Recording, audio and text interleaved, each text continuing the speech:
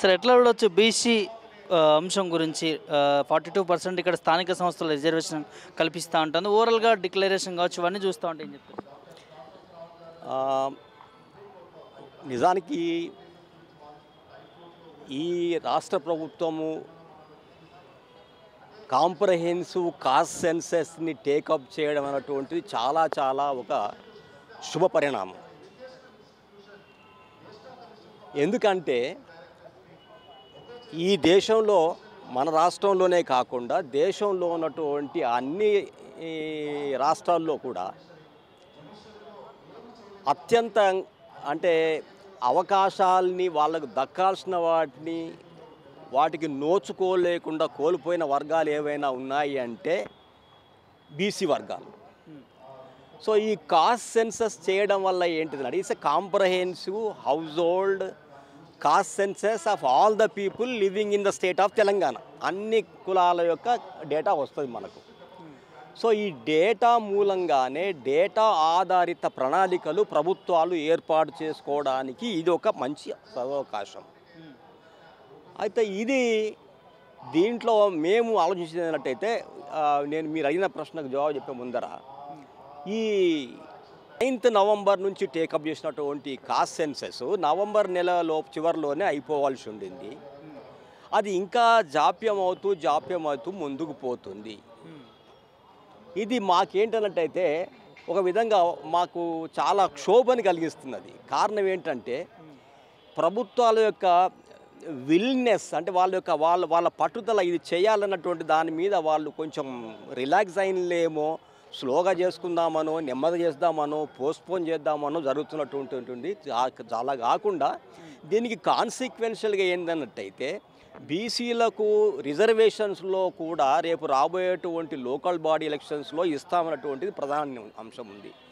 So బీసీలు ఎవరున్నారు, ఎందరున్నారు, వాళ్ళకి ఏ మేరకు ఈ 42% రిజర్వేషన్స్ ఇవ్వాలి, దాని పర్యవసానంగా ఏంటంటే ఈ రిజర్వేషన్స్ ఏర్పాటు చేసే ముందర ఉపకుల అంటే ఏంటి సబ్ కేటగరైజేషన్ ఆఫ్ కాస్ట్ వారీగా రిజర్వేషన్స్ ఎట్లా చేసి ఇస్తారు చేయడం వల్ల ఏంటంటే ఒక ఈక్వాలిటీ సమాజంలో ఉన్నటువంటి అన్ని చిన్న కులాల వాళ్ళకు కూడా ఒక అవకాశం వచ్చేందుకు ఈ సబ్ కేటగరైజేషన్ కూడా ఏర్పాటు చేసి 42% రిజర్వేషన్ చేస్తే ఇంతకుముందు అనగారినటువంటి బీసీ కులాల్లో ఉన్నటువంటి వాళ్లకు రేపు రాజ్యాధికారంలో ఒక అవకాశం కల్పించబడుతుంది అన్నటువంటి అంశం. అందువల్ల మేమేమంటున్నట్టయితే ఈ కాస్ట్ సెన్సస్ మొట్టమొదటి జరగాలి.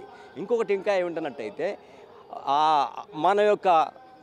ఇప్పటికీ మన అదృష్టం బాగుండి ఈ దేశంలో అంటరానితనము ఇట్లాగా ఏంటంటే వివక్షతతో బాగా గురైనటువంటి ఎస్సీ ఎస్టీలకు మాత్రము అంబేద్కర్ గారు న్యాయం కొంత చేయగలిగారు. వారే చెప్పారు, మేము బీసీల అంశాన్ని దీనిలో నేను చేయలేకపోతున్నాను. ఆయన యొక్క చేతులు కట్టేశారు, ఆయన్ని ముందుకు పోనీయకుండా చేశారు అంబేద్కర్ గారిని. అందువల్ల బీసీలకు దక్కాల్సినటువంటి విషయాల్ని రాజ్యాంగంలో వాళ్ళు ప్రస్తుతించలేకపోవడం జరిగింది. దాన్ని ఇప్పుడు మేలుకున్నటువంటి ప్రజలు ఏంటంటే ఈ ప్రభుత్వాలు బీసీలు అనగారున్నారు కాబట్టి ఇంతకాలంగా వాళ్ళకి అప్రెషన్ అంటే రిప్రెషన్స్కి తర్వాత మార్జినలైజ్ చేయబడ్డారు కాబట్టి వాళ్ళకి సరైనటువంటి స్థానం కల్పించాల్సిన బాధ్యత ఈ ప్రభుత్వాల మీద ఉంది. కాబట్టి ఇప్పుడు మేమే అడుగుతున్నామంటైతే ఈ కాస్ట్ సెన్సస్ ద్వారా వచ్చేటువంటి డేటాను వినియోగించుకొని అన్ని కాస్ట్ల వారికి వాళ్ళకి దక్కాల్సినటువంటి వాటాని వాళ్ళ యొక్క జనాభా ప్రాతిపదికన ఇవ్వాల్సిన అవసరం ఉంది. కాబట్టి ఆ తీరుగా ముందుకు పోయినట్టయితే బీసీలకు లాభం అవుతుంది. అట్లాగే ఇందాక చెప్పారు 4,000కు పైగా ఉన్నటువంటి బీసీ కులాల లోపల దాదాపు 3,500 కులాలు ఇంతవరకు కూడా ఎక్కడ కూడా రాజ్యాధికారంలో వాళ్ళ యొక్క ప్రస్తావన లేదు. వార్డు మెంబర్గా కానీ కార్పొరేటర్గా కానీ మరో చోట కానీ లేరు. అంటే ఇది దేశం యొక్క దౌర్భాగ్యమే కదా. ఈ డెమోక్రసీలో అందరం భాగస్వామ్యమే కదా.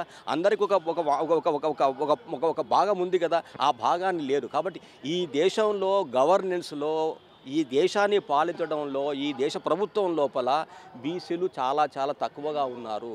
అట్లాగే ఇంకా ఎస్సీ ఎస్టీలు కూడా ఉన్నారు, మైనార్టీస్ కూడా తక్కువగా ఉన్నారు. మైనార్టీలు బీసీలు ఎస్టీలు అంతా కూడా వీళ్ళు ఓబీసీ ఆర్ బీసీ మీరు ఏమన్నా వాళ్ళందరూ కూడా సంఖ్య అత్యధికంగా ఉంది. కాబట్టి వాళ్ళకి ఇక రాబోయే రోజులలో అధికారం తప్పనిసరిగా వచ్చినట్టయితే వాళ్ళ సమస్యల్ని వాళ్ళు చర్చించుకొని వాళ్ళ అభివృద్ధిని వాళ్ళు ఎట్లా మనకి ప్రణాళికలు చేసుకుంటారు కాబట్టి దాని ద్వారా అత్యధిక శాతంగా ఉన్నటువంటి బీసీల యొక్క అభివృద్ధి దేశం యొక్క అభివృద్ధిగా మారదబోతున్నది. ఆ తీరుగా మనం ఏంటంటే బీసీల లోపల ఏంటంటే నాయకత్వాన్ని పుంజుకొని ముందుకు రావాల్సిన అవసరం ఉంది. ఆ తీరుగా మనం ముందుకు పోవాల్సిన అవసరం ఉంది అని చెప్తున్నాను. మీ డిమాండ్స్ ఏం చెప్తారు సార్ ప్రభుత్వానికి? ఇప్పుడు ప్రభుత్వానికి ఏంటంటే తక్షణమే దాని మీద శ్రద్ధ పెట్టి కాస్ట్ సెన్సస్ చేయాలి. నెంబర్ 1 అన్ని కాస్ట్లది కాస్ట్ల సెన్సస్ డేటాని బహిర్గతం చేయాలి. కాస్ట్ సెన్సస్ డేటాను ఆధారితంగా 42% రిజర్వేషన్స్ లోకల్ బాడీలో ఇవ్వాలి. అట్లా ఇచ్చే ప్రాసెస్ లోపల ముందుగా సబ్ కేటగరైజేషన్ చేయాలి. ఈ కేటగిరీ వాళ్ళకు బీసీఏలో ఉన్న వాళ్ళకి ఇంత, బీసీసీలోకి ఇంత అన్నట్టు చేసేసి అది నిర్ణయించిన తర్వాతనే వాళ్ళు ఎలక్షన్స్ పోవాలి. దీని ద్వారా ఏంటంటే మనకు తర్వాత ఈ డేటా ఆధారిత ప్రణాళికల్ని డెవలప్మెంట్ చేయాలి. బడ్జెట్లో ఈ బీసీల యొక్క డెవలప్మెంట్ కోసం చేయాలి. ఇది బీసీల డెవలప్మెంట్ అనడం కాదు. BC development is the nations development. జాతి డెవలప్ కావాలంటే బీసీ డెవలప్ కావాల్సిందే. ఎందుకని అత్యధిక శాతంలో ఉన్నటువంటి బీసీల అభివృద్ధి దేశం యొక్క అభివృద్ధి అవుతుంది. అదన్నమాట. ఇలాంటి థ్యాంక్ యూ.